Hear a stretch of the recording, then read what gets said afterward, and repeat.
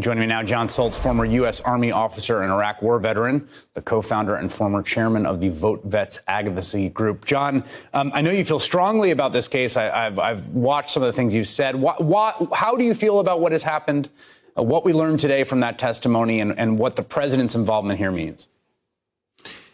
I think the first thing I took today from the testimony that came out of the New York Times, when you watch these veterans talk, you could feel the pain in their voices. And I think we could talk about a lot today. We talk about the ramifications of what this means for the United States and foreign countries.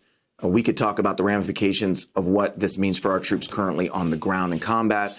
We could talk about what this means for future troops who, maybe have seen something wrong they should turn in. But the pain that you hear in the voices of the SEALs as they go to explain what happened to them is heartbreaking, because what they were really, what I felt was that they were trying to relieve some of their own guilt of being around an incident or being around a chief who is their senior non-commissioned officer in this deployment do things illegal. And that this really was a cry for help for them to go to NCIS. And it's really hard for me to watch them deal with that pain. There's also a broader question here about the way the president conceives of what U.S. policy should be about the commission of war crimes, about torture.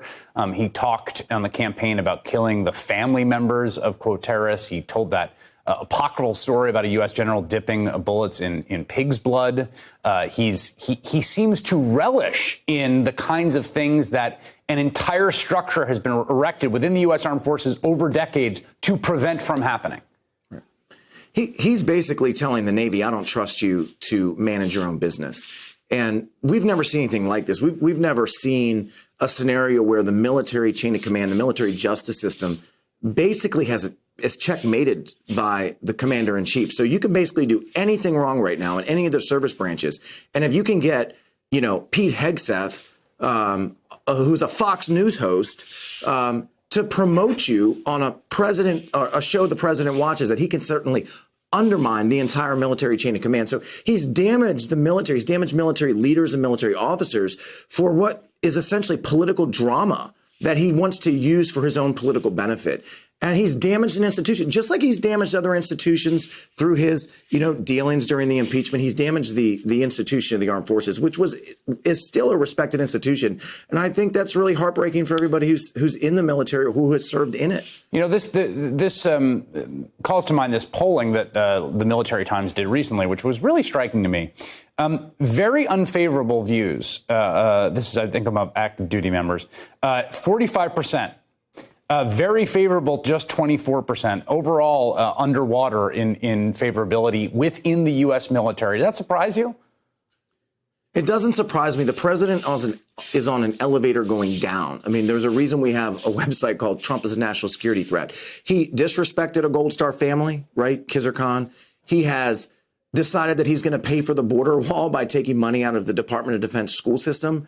Just this weekend over Christmas, he decided he would deport family members of active duty military deployed. So it's, pardoning war criminals is par for the course with his war on the military.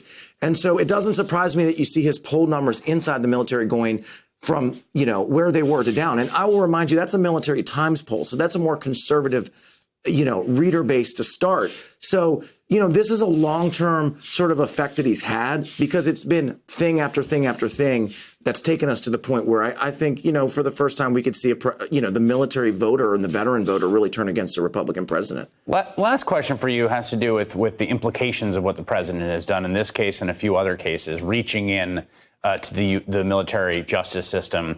What that will mean for someone in a unit who sees something they think is wrong or witnesses what is genuinely an atrocity, or maybe something that just seems sort of off, and what's going to go through their mind when they think about whether to report that?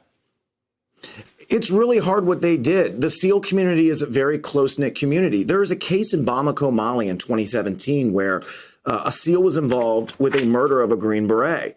And this had to do with the telling of misconduct. And so we have a scenario in the special operations community that's a little bit different, where people fear now, hey, if I break this code, what are the ramifications across the military as well? So I think now when people see misconduct that should be reported, that they know that that's their duty and obligation, there's going to be a fear going forward on whether or not they should report it at all.